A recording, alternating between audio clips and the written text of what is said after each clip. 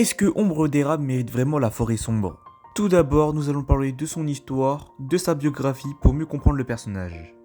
Tout d'abord, elle naît au clan du tonnerre sous le nom de Petite Érable, une jolie chatonne du clan du tonnerre. Et puis un jour, elle devient guerrière sous le nom d'Ombre d'érable. Et un jour, elle fit la rencontre de Pomme de Crépuscule, un guerrier du clan de la rivière, et fut tous les deux fous amoureux. Plus tard, elle eut des chatons avec Pomme des Crépuscules, mais malheureusement, le guérisseur Aile de Corbeau a su la vérité et alla balancer à son chef. Est donc bannie et accusée d'avoir enfreint le code du guerrier. Elle a essayé de rejoindre son compagnon. Mais malheureusement, la rivière était agitée et ses chatons meurent noyés et emportés par la rivière. Quand elle arriva au clan de la rivière, son compagnon la rejette à cause de la mort de ses chatons. Il prit donc une autre compagne, Éclat de Rousseau, et Étoisson, chef de la rivière, bannit donc une nouvelle fois Ombre d'érable. Ensuite, elle faisait des rêves très bizarres où elle voyait ses chats lui demander de tuer 3 chats pour venger la mort de ses chatons.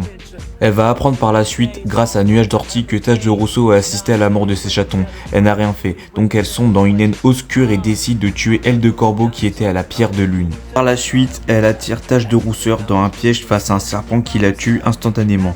Par la suite, elle kidnappa Nuage de Perche, le prend comme appât pour Pomme de Crépuscule. Quand son ancien compagnon arrive, elle l'attaque et le tue même si celui-ci ne voulait pas se battre contre elle. Et Nuage de Perche se jette sur Ombre d'érable pour la blesser. Une fois qu'elle a tué les 3 qui l'ont fait le plus souffrir, Nuage de Perche le chassa, mais un autre chat le rappela et l'obéit. Mais l'apprenti lui a laissé une plaie infectée. Elle est morte d'une perte de sang excessive causée par Nuage de Perche. Mais avant de mourir, elle a vu ses chatons partir apeurés. Elle rêve de les revoir un jour. Et depuis, elle se réveilla dans la forêt sombre. Conclusion. Du coup, pour moi, Ombre d'érable mérite oui et non la forêt sombre. Car ce qu'elle a fait lui semblait juste, mais malheureusement, tuer des chats est un crime. Donc du coup, pour moi, ça se joue entre oui et non. Donc j'aimerais savoir votre ressenti dans les commentaires. Dites-moi si pour vous, Ombre d'érable mérite d'être dans la forêt sombre. Je vous laisse. Tchuss!